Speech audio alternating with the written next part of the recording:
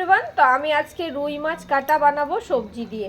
তো এখানে আমি একটা ছোট্ট সাইজের টমেটো নিয়েছি আর আলুটাকে আমি ভেজে নিয়েছি সুন্দরভাবে, আর সজনার ডাঁটা দিয়ে আমি মাছের ঝোলটা বানাবো। আর এইখানে আমি মশলাটা কষছি।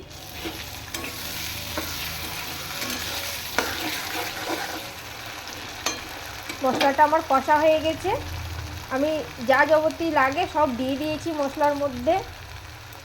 লবণ থেকে হলুদ থেকে জিরে, গোলমরিচ বাটা, কাঁচা লঙ্কা বাটা, আদা রসুন সব দিয়ে আমি কষে নিয়েছি।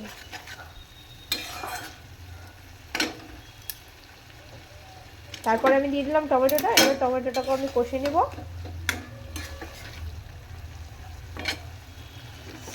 তার সঙ্গেই আমি সজনার ডাঁটাটা ভাজা দিয়ে দিলাম।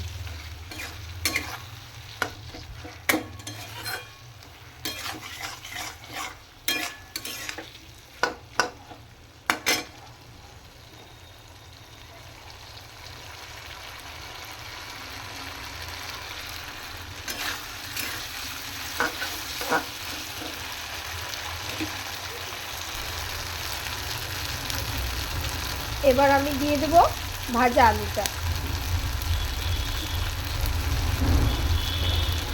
ভাজা মানে আলুটা আমার সেদ্ধ,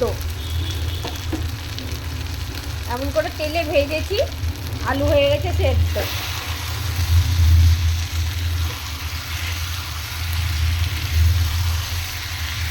বাবা একটু ঘটিতে জল দাও তো।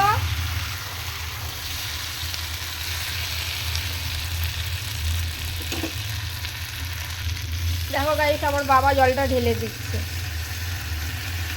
দাও দাও দাও দাও।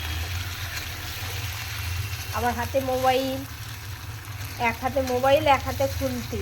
আরেকটু নিয়ে আসো।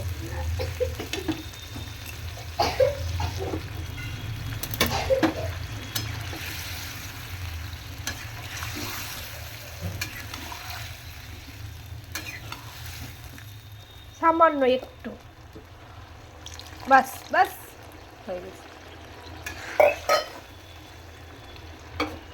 এই দেখো আমার বাবা জলটা ঢেলে দিল মাছে।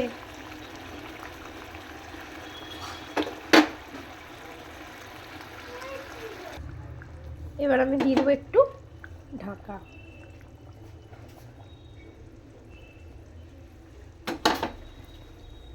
এই থালে হবে না, বাবা একটা থাল দাও। ওই দেখো ওইখানে রাখা আছে বাসনের ঝুড়িতে।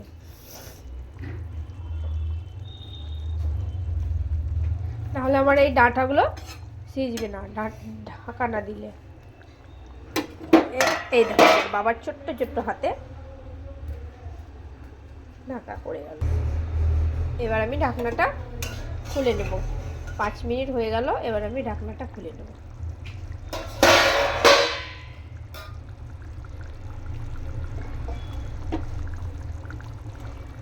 এবার আমি দিয়ে দেবো মাছ ভাজাগুলো।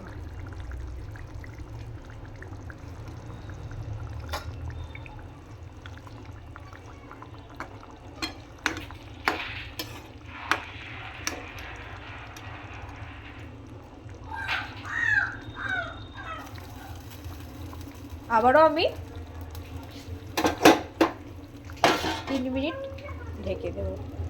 মাছের তেলগুলো দিয়ে দিচ্ছি।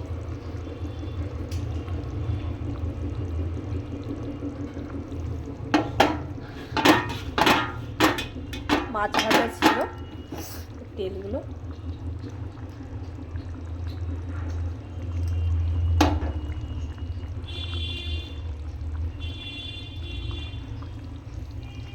এবার আমি 3 মিনিট ঢেকে দেব।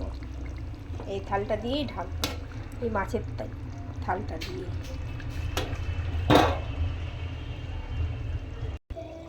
এবার আমার 4 থেকে 5 মিনিট হয়ে গেছে। এবার ঢাকনাটা খুলে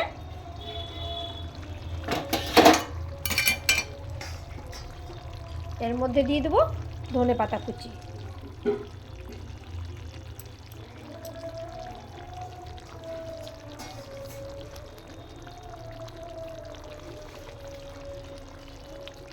আর দিয়ে দেবো কাঁচা লঙ্কা চিরা।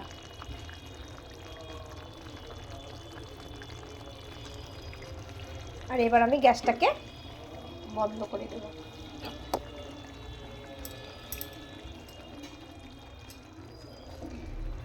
দিয়ে এবার আমি 1 মিনিট ঢেকে দেব।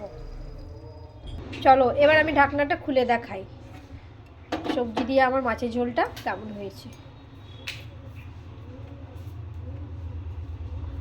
ভালো লাগলে একটা লাইক, কমেন্ট, সাবস্ক্রাইব করবেন।